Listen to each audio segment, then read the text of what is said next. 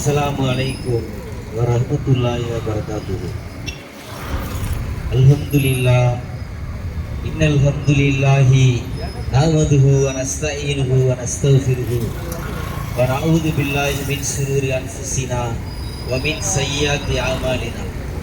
My யஹ்திஹில்லாஹு ஃபலா முதில்ல லஹு வ my யுத்லில் ஃபலா ஹாதிய லஹு.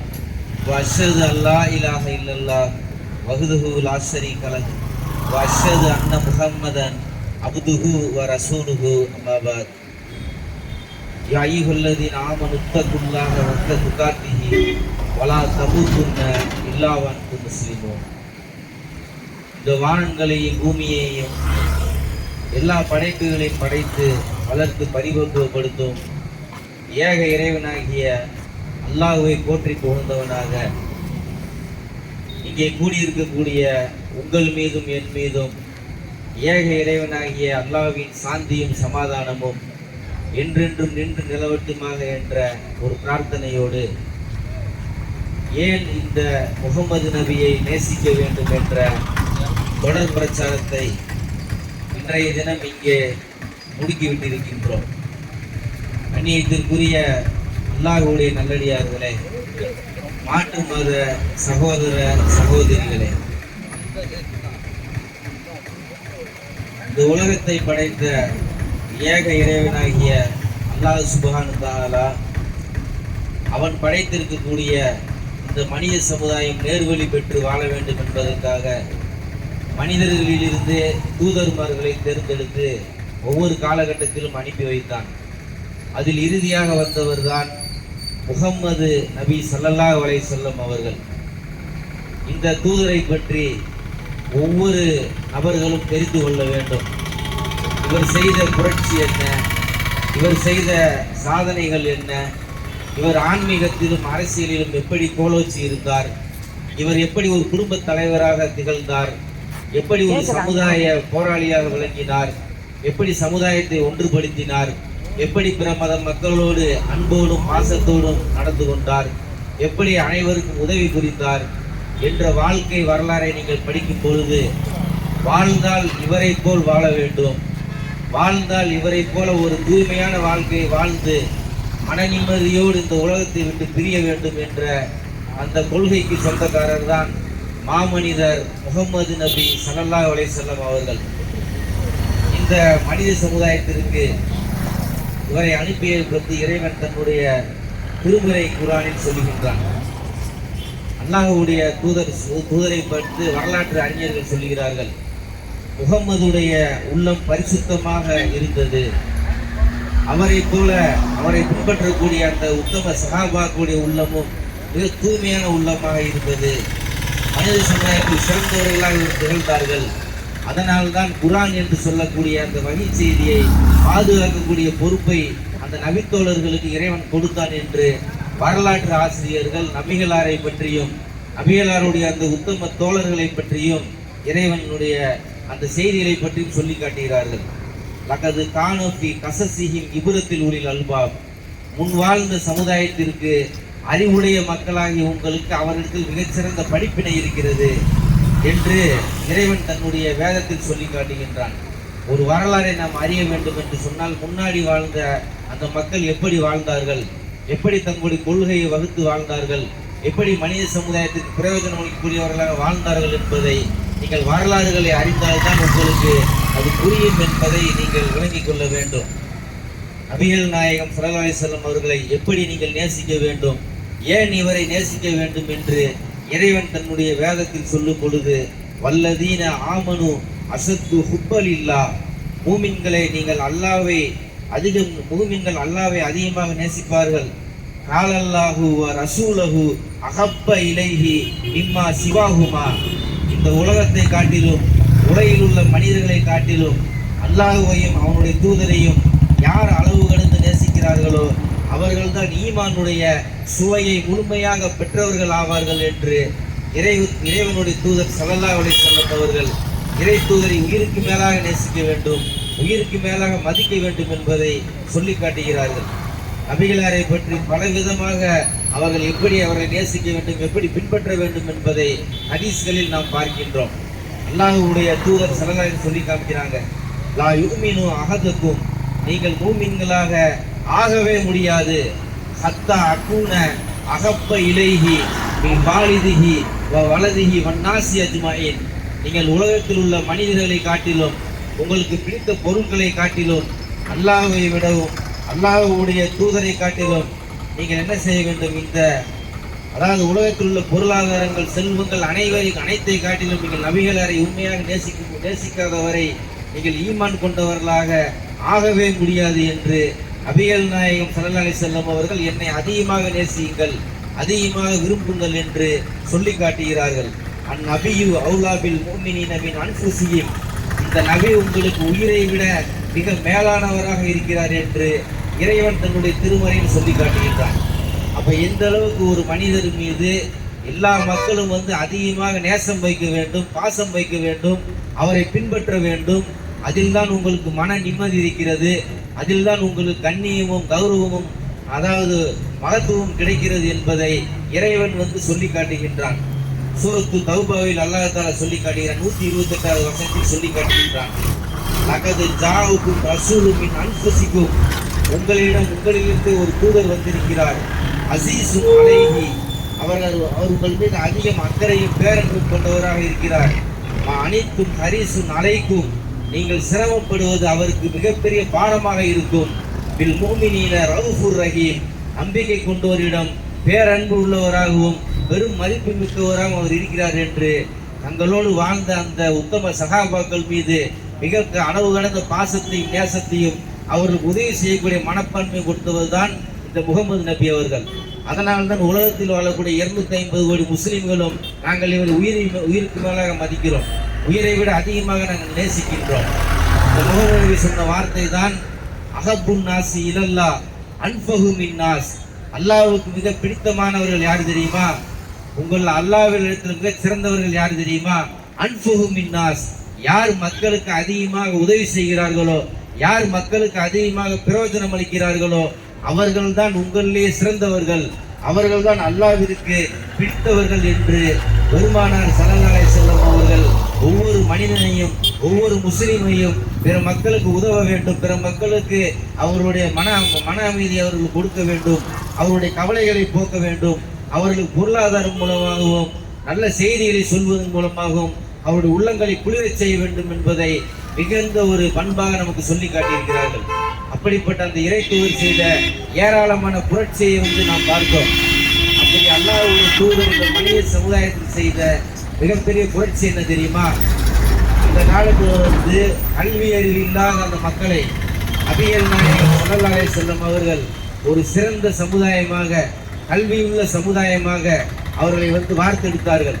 அதை பற்றி அந்த பெருமானாருடைய தோழர்கள் சொல்லுகிறார்கள், அன்ன ரசூலுல்லாஹி ஸல்லல்லாஹு அலைஹி வஸல்லம் அத்தாஹ்னா, அல்லாஹ்வுடைய தூதர் அவர்கள் எங்களிடத்தில் வந்தார்கள், வ நஹ்னு ஜுஹாலுன், நாங்கள் அவர்கள் வரும் பொழுது மடையர்களாக இருந்தோம், துல்லாலுன், நாங்கள் வலிதவர்களாக இருந்தோம், அல்லாஹ்வுடைய தூதர் வந்துதான் எங்களுக்கு நேர்வழியை கற்றுக் கொடுத்தார், அல்லாஹ்வுடைய தூதர் நபிகள் நாயகம் வந்துதான் எங்களுக்கு அறிவை புகட்டினார், அல்லாஹ்வுடைய தூதர் வந்துதான் எங்களை கண்ணியமிக்க மக்களாக மாற்றினார்கள் என்று பெருமானார் ஸல்லல்லாஹு அலைஹி வஸல்லம் அவர்கள் ஏற்படுத்திய அந்த கல்வி புரட்சியை பற்றி பேசுகிறார்கள். அதற்கு முன்னாடி அந்த மக்கத்து அந்த குறைசிகள் எப்படி இருந்தார்கள் தெரியுமா, மது அருந்தக்கூடியவர்களாக இருந்தார்கள், சினா போன்ற பெரும்பாவங்களில் ஈடுபடக்கூடியவர்களாக இருந்தார்கள், கொலை செய்யக்கூடியவர்களாக இருந்தார்கள், மென்மேலும் வழிப்பறி செய்யக்கூடியவர்களாக, மோசடித்தனம் செய்யக்கூடியவர்களாக மிகப்பெரிய மோசமான ஒரு சமுதாயமாக இருந்தார்கள். அவர்களை திருத்தத்தான் நபிகள் நாயகம் ஸல்லல்லாஹு அலைஹி வஸல்லம் அவர்களை இறைவன் அனுப்பி அவர்களை தூய்மைப்படுத்தினார், அவர்கள் மீது அன்பும் அக்கறையும் அவர்கள் கொண்டார்கள் என்பதை இந்த குர்ஆனுடைய வசனங்களும் ஹதீஸும் சொல்லி காட்டுகிறது. அப்ப இதன் மூலமாக நமக்கு தெரியக்கூடிய செய்தி என்ன என்று நீங்கள் பார்த்தால், ஒவ்வொரு மனிதனும் கல்வி கற்க வேண்டும். கல்வி இல்லாத சமுதாயம் ஒரு கூட்டு சமுதாயமாகத்தான் இருக்கும். கல்வி என்பது ஒரு மனிதனுக்கு மிக மிக முக்கியமான இன்றியமையாத ஒன்றாக இருக்கிறது, அது மிக முக்கியமான கடமையாக இருக்குது என்பதை இதன் மூலமாக நம்ம பார்க்கிறோம்.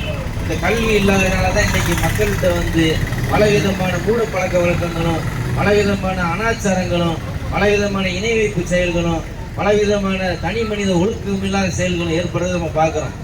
இன்னைக்கு கல்வி உள்ளவங்க வந்து சில பேர் செய்கிறாங்க.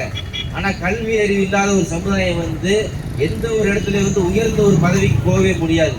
இன்னைக்கு ஒருத்தர் மருத்துவராகன்னு சொன்னால் அவர் என்ன செய்யணும்? ஒரு 50 லட்ச ரூபா செலவழித்து அந்த MBBS பட்டத்துக்கும் அது கீழ் உள்ள பட்டத்துக்கும் பல லட்சங்கள் செலவழித்து பல வருடங்கள் தியாகம் செய்து தாய் தந்தையரை பிரிந்து வேற ஒரு இடத்துல போய் ஒரு கல்லூரியில் படித்து ஹாஸ்டலில் தங்கி ஏதாவது கிடைக்கிற உணவு சாப்பிட்டு அந்த அந்த பதவியை அவங்க வாங்குறாங்க. அப்போ ஒரு தியாகம் செஞ்சு தான் ஒரு மருத்துவராகவே கூட அவரால் ஆக முடியுது.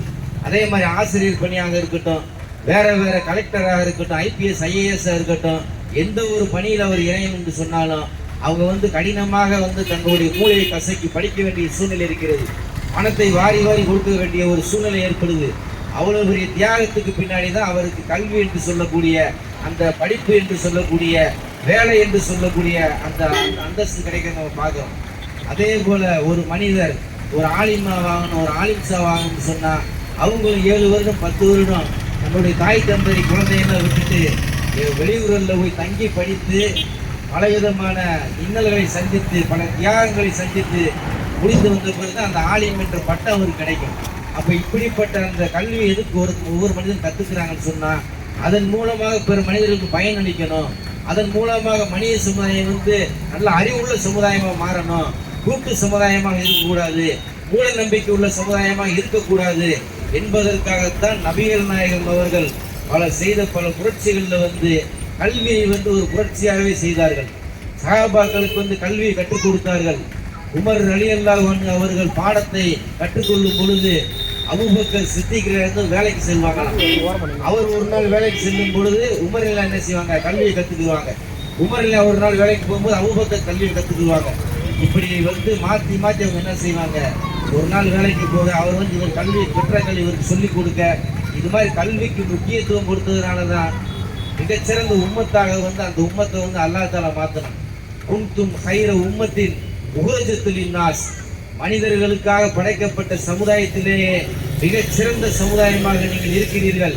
ஏன் தெரியுமா?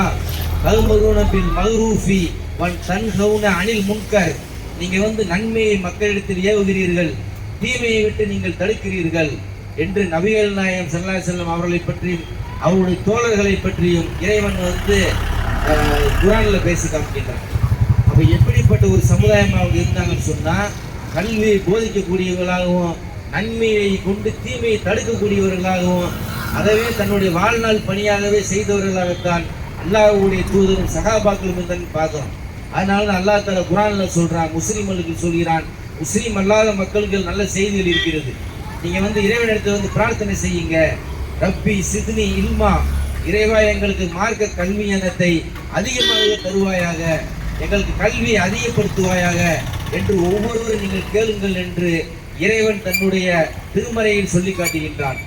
அதே மாதிரி சொல்கிறார்கள், ஒரு ஆண் கல்வி கற்றால் முஃப்ரத்தன், அவனோடு அந்த கல்வி வந்து முடிந்துவிடும்.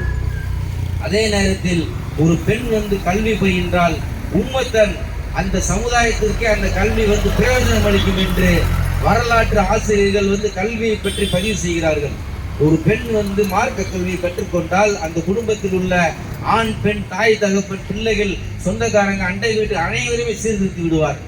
ஆனால் ஒரு ஆண் கல்வி கற்றால் தன்னோடு அவர் வைத்துக் கொள்வார், அவரளவு தொழுதுக்கிடுவார், அவரளவில் வந்து நன்மையை தீமையை தடுப்பார்.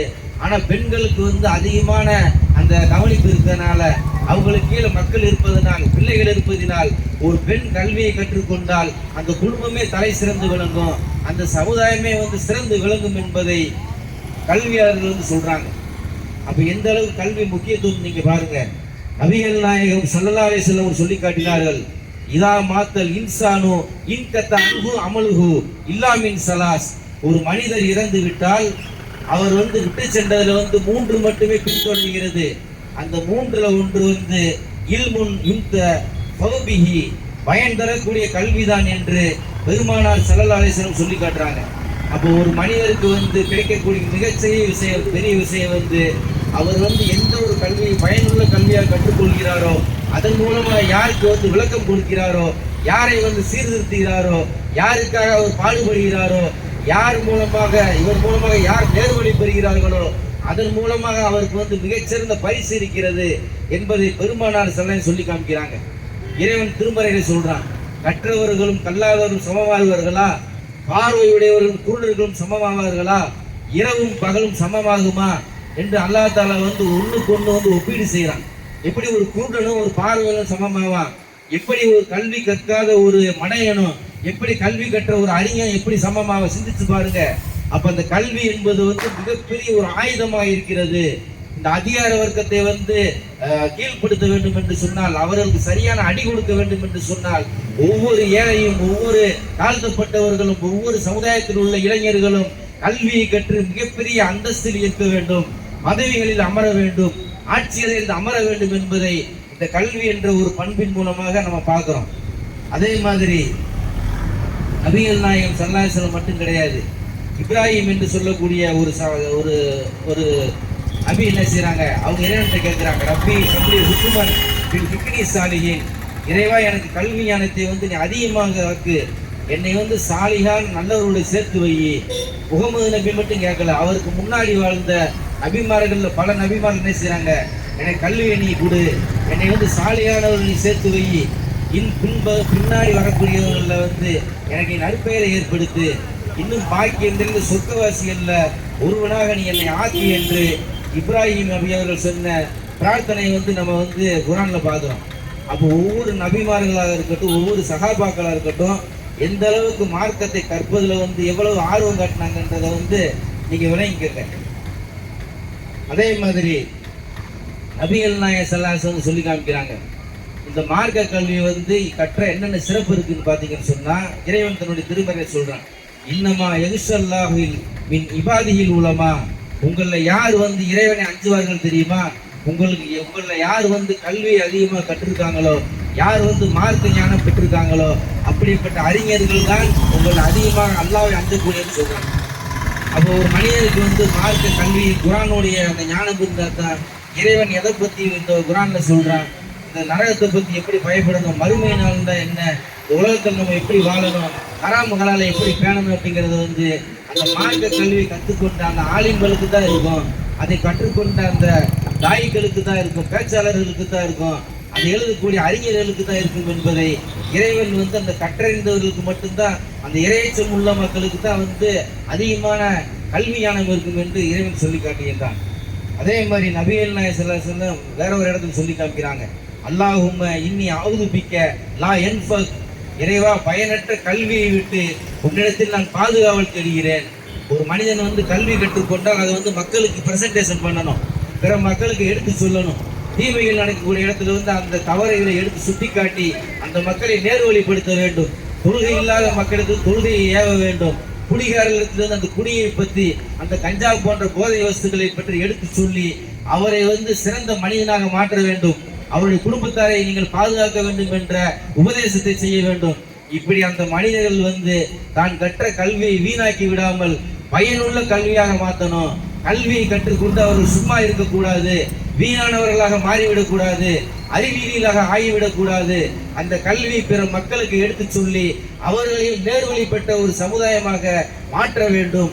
அப்படி அந்த கல்வியை கற்றுக்கொண்டு வாய்மொழி மௌனமாக இருந்தால் அந்த கல்வி வந்து பயனற்ற கல்வியாக இருக்கும் என்று நபிகள் நாயகம் ஸல்லல்லாஹு அலைஹி வஸல்லம் சொல்லி காமிக்கிறாங்க.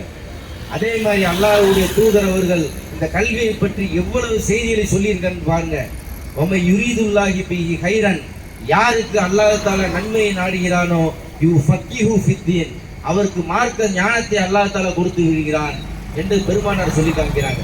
ஒரு மனிதனுக்கு வந்து அல்லாஹ் தஆலா நலவை நாடிவிட்டால், நன்மையை நாடிவிட்டால் யுஃபக்கிஹு ஃபித்தீன், மார்க்கத்துடைய ஞானத்தை வந்து இறைவன் அவருக்கு பரிசாக கொடுத்து விடுகிறான். அப்ப யாரெல்லாம் மார்க்கத்தை கற்காமல் இருக்கிறோமோ, யார் கல்வியை தேடி சென்று படிக்காமல் இருக்கிறோமோ, மதரசாக்களுக்கு நாம் செல்லாமல் பிள்ளைகளை அனுப்பாமல் இருக்கிறோமோ, அல்லாஹ் தாலா வந்து நமக்கு நன்மையை நாடவில்லை, நமக்கு தீமையை நாடுகிறார் என்பதை நீங்கள் விளங்கி மார்க்கத்தை கற்கக்கூடிய ஆவலை, ஒரு ஆர்வத்தை வந்து பிள்ளைகளிடத்தில் வந்து ஏற்படுத்த வேண்டும். மதரசாக்களுக்கு நம்முடைய பிள்ளைகளை அனுப்பி இறைவனை பற்றிய செய்திகளையும் மறுமையை பற்றிய செய்திகளையும், நபிகள் நாயகத்தை ஏன் நேசிக்க வேண்டும், ஏன் பின்பற்ற வேண்டும், சகாபாக்களை ஏன் மதிக்க வேண்டும், அவர்களையே நாம் விரும்ப வேண்டும் என்று எல்லா விதமான செய்திகளையும் ஒழுக்கங்களையும் கல்வியையும் நம்ம கற்றுக் கொடுக்கணும். அப்படிப்பட்டவங்களுக்கு தான் அல்லாஹ் தஆலா நன்மையை நாடுகிறான். யாருக்கு மார்க்க ஞானம் கொடுக்கவில்லையோ, யார் அதை ஏற்றுக்கொள்ளவில்லை, கற்கவில்லையோ, அவர்களுக்கு அல்லாஹ் தஆலா நலவை நாடவில்லை என்று அல்லாஹ்வுடைய தூதர்கள் சொல்லி காட்டுகிறார்கள். அதைத்தான் இறைவன் குர்ஆனில் சொல்லி காட்டுகிறான். வமை யூத்தல் ஹிக்மத, கல்வி ஞானம் வழங்கப்பட்டவர் பக்கத்து ஊத்திய ஹைரன் கசீரா, ஏராளமான நன்மைகள் வழங்கப்பட்டவரை போன்றவர் ஆவார் என்று நபிகள் நாயகம் ஸல்லல்லாஹு அலைஹி வஸல்லம் இந்த கல்வி ஞானம் யாருக்கெல்லாம் கொடுக்கப்பட்டிருக்கோ அவர் அதன் மூலமாக எவ்வளவு பிரச்சாரங்கள் செய்து எவ்வளவு மனிதர்களுக்கு நேர்வழியை கொடுப்பாரோ அவர்களுக்கு அல்லாஹ் தஆலா ஏராளமான நன்மைகளை வழங்கப்பட்டவரை போன்றவர் ஆவார் என்று இறைவன் சொல்லி காட்டுறான். அப்ப எந்த அளவுக்கு சிறப்புன்னு பாருங்க. இந்த கல்வி இருந்தா தான் ஒரு மனிதன் மனிதனாக வாழ முடியும். அல்லது என்ன செய்வான், கால்நடைகளை போல நடப்பான், அறிவிலியா நடப்பான், மூடர்களாக மாறி விடுவார்கள். மனித சமுதாயத்தில் பலவிதமான தீமைகள் ஏற்படும்.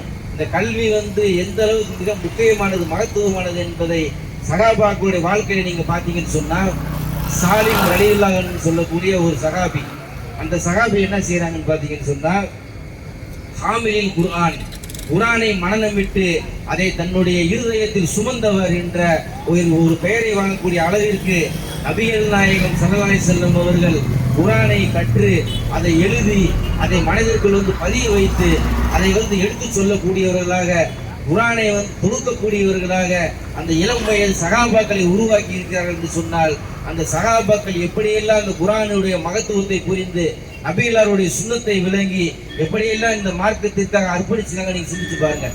இது மாதிரி ஏன் நம்முடைய பிள்ளைகளை உருவாக்க முடியாது? இன்னைக்கு போதைகள்லையும் அந்த விபச்சாரங்கள்லையும் வேற வேற மோசமான காரியங்கள்லையும் இன்னைக்கு இளைய சமுதாயம் சிலர் தறிகட்டு போகிறார்களே, அவர்களுக்கு நாம் இந்த மாதிரி செய்திகளை சொல்லி அவர்களை சீர்படுத்தி அவர்களுக்கு மார்க்கவுடைய விளக்கத்தை கொடுத்து சகாபாக்களுடைய வாழ்க்கை வரலாறு எடுத்து சொன்னோம்னு சொன்னா அவங்க எந்த அளவுக்கு தன்னுடைய வாழ்க்கையை மாற்றிக்கொள்வார்கள். சகாபாக்களை போல நாமும் குர்ஆனை படிக்க வேண்டும், ஹாஃபில்களாக ஆக வேண்டும், குர்ஆனை சுமந்த காரிகளாக மாற வேண்டும், இறைவனிடத்தில் மகத்துவமான அந்தஸ்தை பெற வேண்டும் என்ற நோக்கத்தை நாம் ஏற்படுத்த வேண்டும் என்று சொன்னால் சாலிம் ரலியல்லாஹு அன்ஹு அவர்களுடைய வரலாறை நாம் சொல்ல வேண்டும். அபூ ஹுரைரா ரலியல்லாஹு அன்ஹு சொல்றாங்க, இறைவனிடத்தில் துஆ செய்ய சொல்றார் ரசூல் ஸல்லல்லாஹு அலைஹி வஸல்லம். அபூ ஹுரைரா பலவிதமான ஹதீஸை அறிவித்த ஒரு சகாபி. அவர் என்ன சொல்றாரு, அல்லாஹ்வுடைய தூதத்தை அல்லாஹ்வுடைய தூதரே, எனக்கு இந்த மார்க்கம் இந்த கல்வி மறையாமல் இருக்கு, எனக்கு ஒரு துஆவை கற்றுக் கொடுங்கன்னு சொல்றாங்க. அபூ ஹுரைரா அந்த வணிக சமுதாயத்திலேயும் ஹதீஸ் கலையிலேயும் அதிகமான ஹதீஸ்களை நமக்கு கொடுத்து சென்றவர்கள்.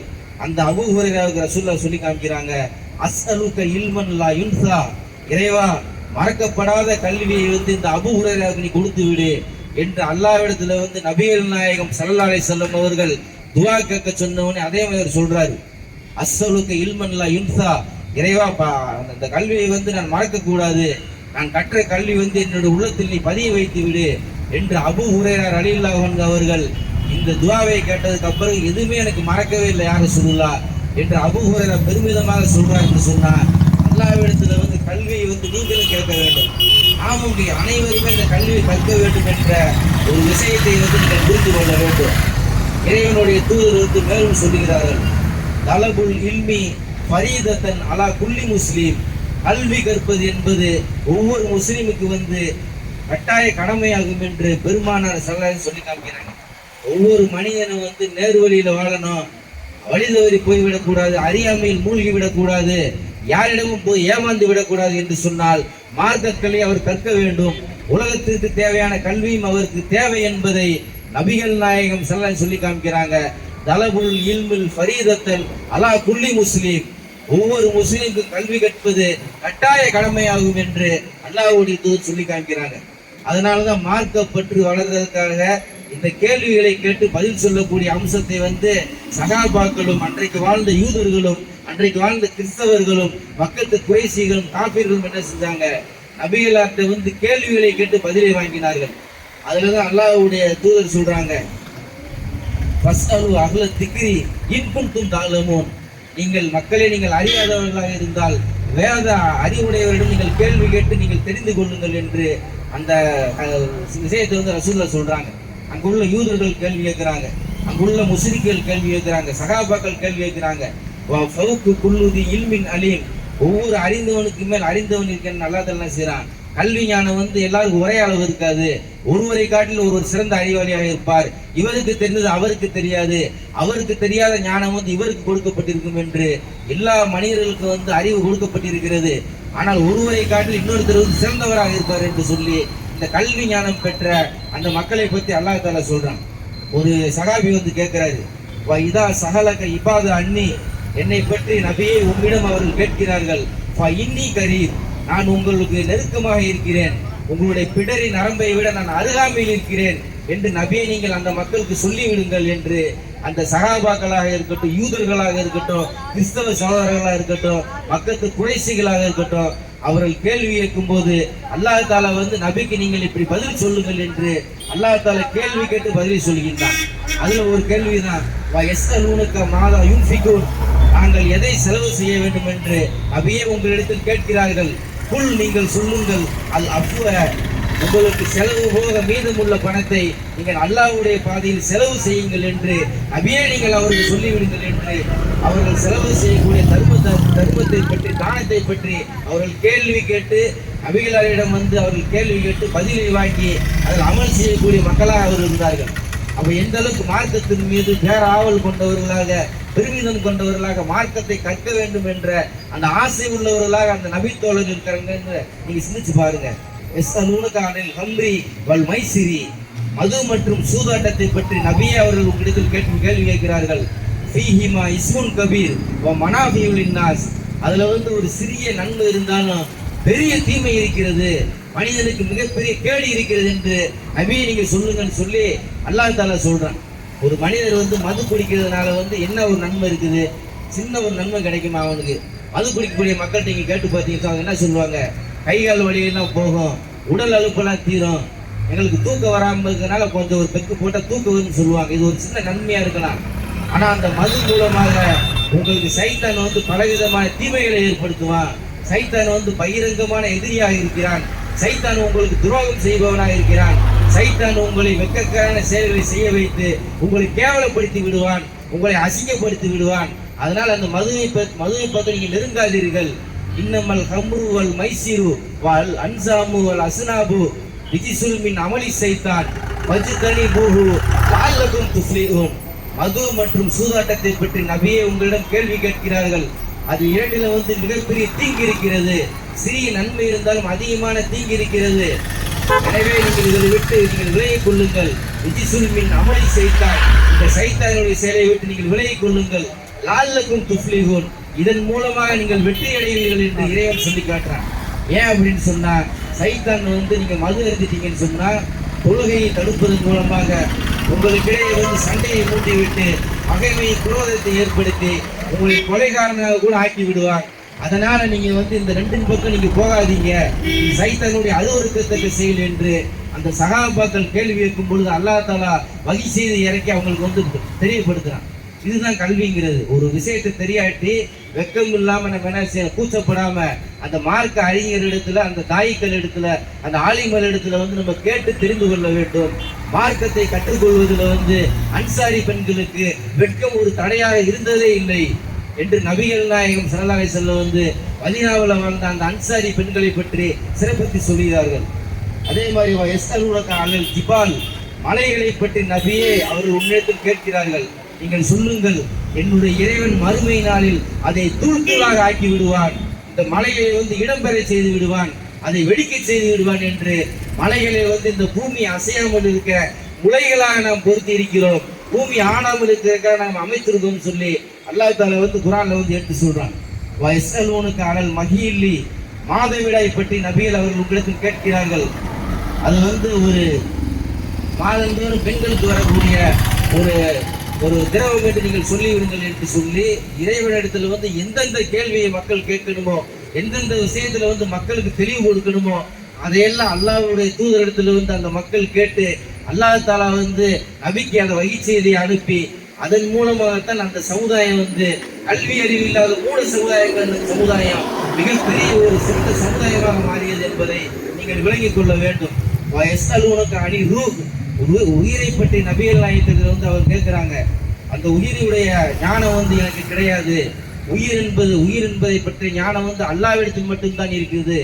உயிர் என்பது வந்து ஒரு மனிதனுடைய வயிற்று பகுதியிலிருந்து நெஞ்சு பகுதியாக வந்து அது வந்து வாயு வழியாக வந்து கண் வழியாக வெளியேறுகிறது.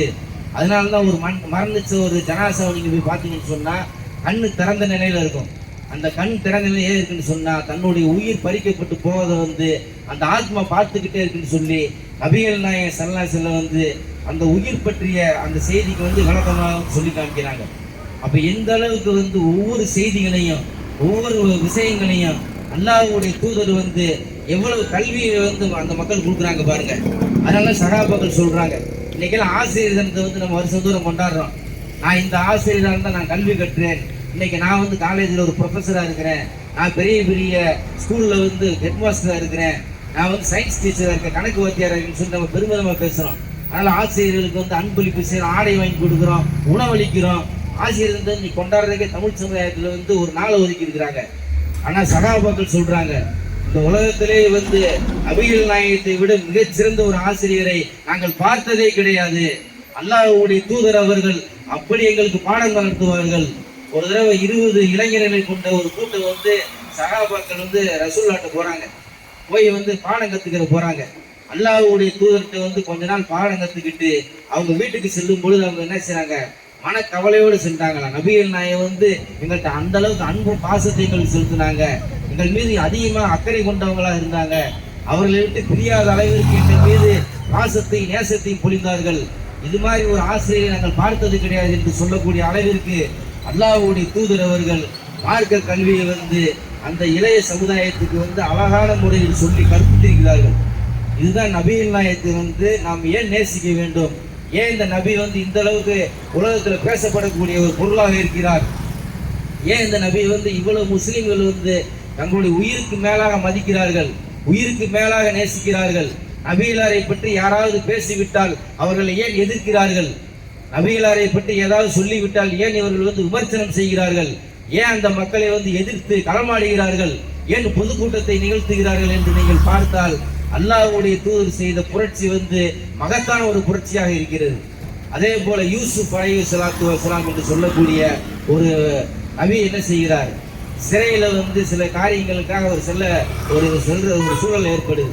அங்கே போய் அவர் என்ன செய்கிறாரு, அந்த சிறை தோழர்களுக்கு அங்கே போய் சும்மா இருக்காம உங்களை அதாவது பல்வேறு கடவுள்கள் வந்து நல்லதா அல்லது அடக்கி ஆளக்கூடிய ஏக இறைவனாகிய ஒருவன் நல்லவனா, இந்த உலகத்துக்கு ஒரு கடவுள் சிறந்ததா பல கடவுள் சிறந்ததான்னு சொல்லி அந்த மக்களுக்கு வந்து மார்க்க கல்வி புகட்டுறாரு.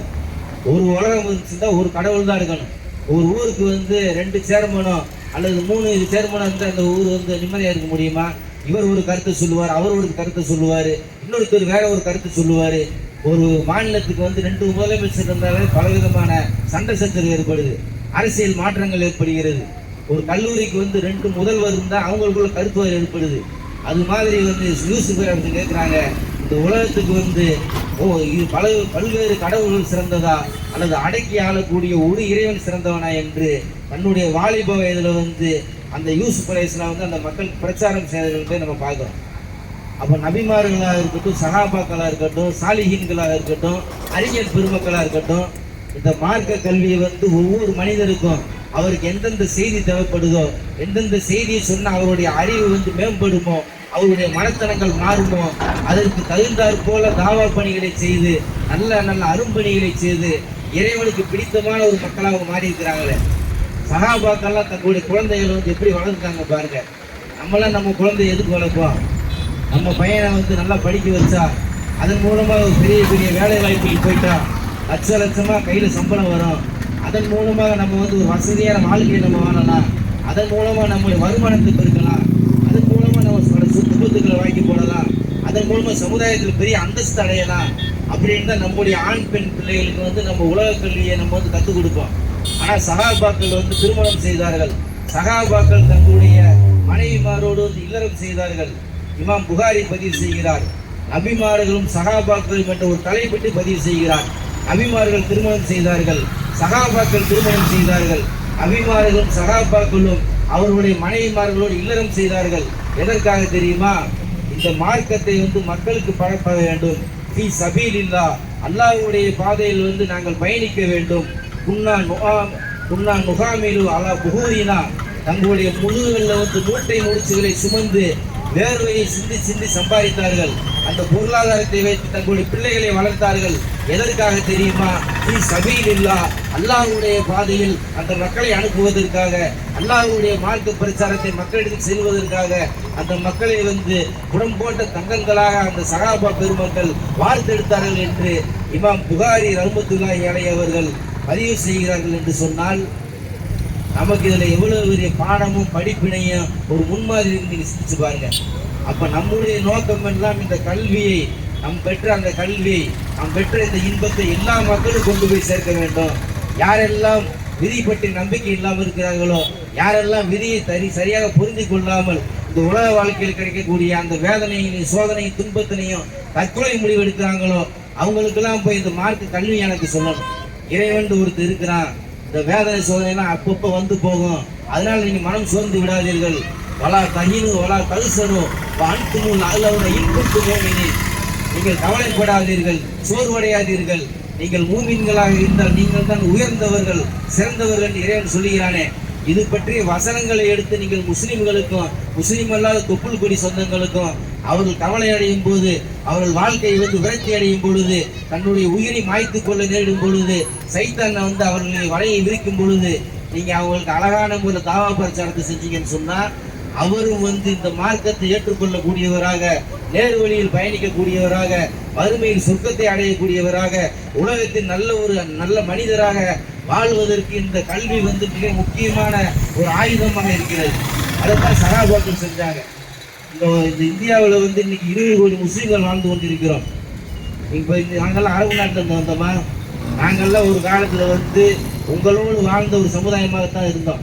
எங்களுடைய முன்னோர்கள் வந்து இந்த சகாபாக்களுடைய வருகையை பார்த்து, அவங்களுடைய அந்த கல்வி அறிவை பார்த்து, அவங்களுடைய ஒழுக்கத்தை பார்த்து, அவருடைய வியாபாரத்துடைய அந்த நல்ல தன்மைகளை பார்த்து, அவருடைய நடத்தைகளை பார்த்து என்ன செஞ்சாங்க? இஸ்லாம் என்ற இந்த கொள்கையை ஏற்றுக்கொண்டார்கள்.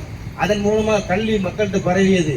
அப்ப இந்த அளவுக்கு வந்து இஸ்லாமிய மார்க்கம் வந்து பெறுகிறது காரணமே வந்து கல்வியை வந்து தன்னெடுத்துக்கு வைக்கவே மட்டும் வைத்துக் கொள்ளாமல் எல்லா நாடுகளுக்கும் கொண்டு போய் சேர்த்தாங்க. தங்களுடைய குதிரை வந்து எந்த பக்கம் திரும்பிச்சோ அந்த பக்கம் வந்து ஒவ்வொரு சகாபாக்களும் தன்னுடைய குடும்பத்தாரை விட்டு, சொத்து பத்துக்களை விட்டு, நாட்டை விட்டு, ஊரை விட்டு, அனைத்து இன்பங்களை விட்டு அந்த சகாபா பெருமக்கள் வந்து கல்வியை மக்களுக்கு போதிப்பதற்காக தங்களுடைய குதிரை வந்து எந்த திசையின் பக்கம் நின்றதோ அந்த திசையின் பக்கம் ஊட்டி சென்று எல்லா மக்களுக்கு வந்து இந்த சத்திய ஏகத்துவத்தை என்று சொன்னார்கள். மூட நம்பிக்கையை ஒழித்தார்கள், மது பழக்கத்தை ஒழித்தார்கள், இன்னும் பிற நல்ல செயல்களை செய்தார்கள். அதன் மூலமாக தான் நானும் நீங்கள் இன்னைக்கு வந்து ஏகத்துவத்தை ஏற்றுக்கொண்டு லா இலாஹ இல்லல்லாஹ் முஹம்மது ரசூலுல்லாஹ் என்று சொல்லக்கூடிய அந்த கலிமாவை ஏற்று இன்னைக்கு கண்ணியமான ஒரு வாழ்க்கை வாழ்ந்துட்டு. அப்ப அப்படிப்பட்ட அந்த மக்களை பார்த்து தான் இறைவன் குர்ஆன்ல சொல்றான், வமன் அராதல் ஆகிரா வ சகாலஹா சஹியஹா வஹுவ முஃமின். யார் வந்து மறுமையை மேற்கொள்கிறார்களோ, மறுமைக்காக தங்களுடைய வாழ்க்கையை மாற்றிக்கொள்கிறார்களோ, வஹுவ முஃமின், அவர்கள் தான் உண்மையான மூமின்கள் என்று அல்லாஹ்வுடைய தூதரவர் சொல்கிறார்கள். உலாய்க கான சஹீஹு மஸ்கூரா, அவர்கள் செய்த அந்த தியாகத்திற்கு அல்லாஹ் தஆலா வந்து அவர்களுக்கு அன்பளிப்பு வழங்குகிறார்.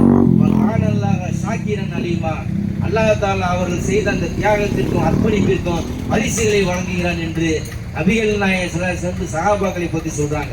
அந்த சஹாபாக்களுடைய நோக்கம் உலகத்தில் எப்படி இருந்துச்சு தெரியுமா? இந்த உலகத்தில் வாழக்கூடிய வாழ்க்கை ஒரு வாழ்க்கையே அல்ல, இந்த உலகத்தில் கிடைக்கக்கூடிய ஒரு செல்வம் ஒரு செல்வமே அல்ல, இந்த உலகத்தில் இருக்கக்கூடிய ஒரு புகழ் எந்த ஒரு புகழும் அல்ல, இந்த உலகத்தில் இருக்கக்கூடிய எந்த ஒரு மதிப்பும் ஒரு மதிப்பே எங்களுக்கு கிடையாது, மறுமைக்காகத்தான் நாங்கள் வாழ்வோம், மறுமை தான் எங்களுக்கு இலக்கு என்று சகாபாக்களும் அவங்களை பின்பற்றக்கூடிய அனைத்து மக்களும் என்ன செஞ்சாங்க? அந்த மார்க்கத்திற்காக தங்களுடைய வாழ்க்கையை அர்ப்பணித்தார்கள். மார்க்க கல்வி பிறருக்கு எடுத்து சொன்னார்கள்.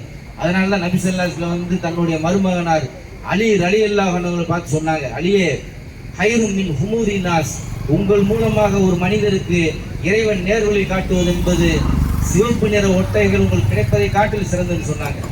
அந்த காலத்தில் அரபுகள்கிட்ட வந்து சிவப்பு நிற ஒட்டகம் சொன்னால் மிகப்பெரிய ஒரு மதிப்புக்குரியது. இன்னைக்கு வந்து எப்படி ஒரு ஆடிக்கார, ஒரு ஜாக்குவார் கார, ஒரு 80 லட்சம் 1 கோடி ரூபா காரை பார்த்து நம்ம வாயை பழக்கிறோமா இல்லையா? இது மாதிரி பல கோடி மதிப்பு உள்ளது தான் அரபுகள்கிட்ட வந்து இருக்கக்கூடிய அந்த சிவப்பு நிற ஒட்டகைகள். அந்த ஒட்டகம் கிடைக்கிறத காட்டு உங்களுக்கு மிகப்பெரிய நன்மை இருக்குது.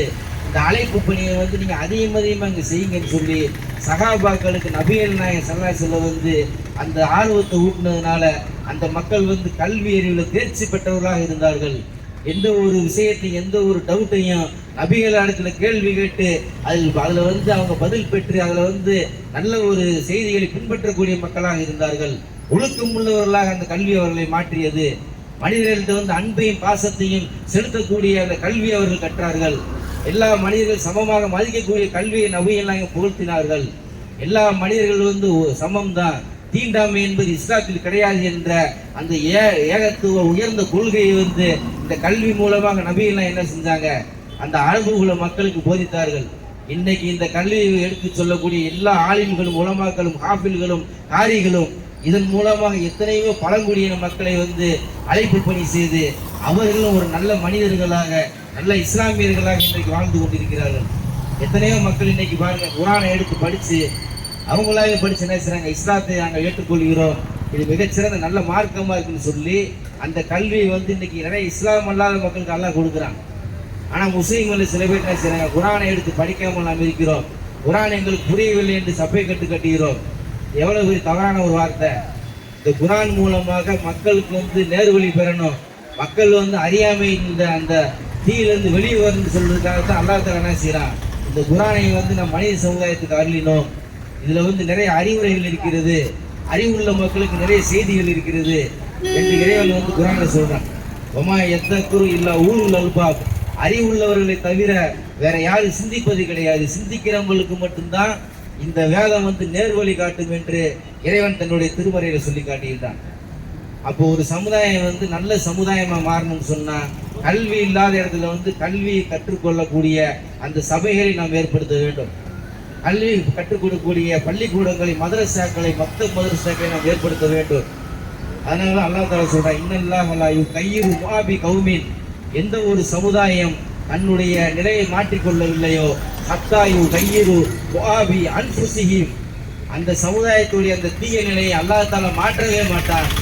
நீங்க மாறாத வரைக்கும் வந்து அல்லாஹ் தஆலா உங்களை மாற்றவே மாட்டான், உங்களை வழிகேட்டில் விட்டு விடுவான் என்று அல்லாஹ் தஆலா தன்னுடைய திருமறையில வந்து உங்களுடைய தவறுகளை நீங்களே திருத்திக் கொள்ளுங்கள், உங்களுடைய மனத்தனங்களை நீங்களே மாற்றிக்கொள்ளுங்கள், கல்வி அறிவுள்ள சமுதாயமாக இந்த சமுதாயத்தை நீங்கள் மாற்றுங்கள் என்று நபிகள் நாயகம் ஸல்லல்லாஹு அலைஹி வஸல்லம் வந்து பல செய்தி மூலமாக சொல்றாங்க.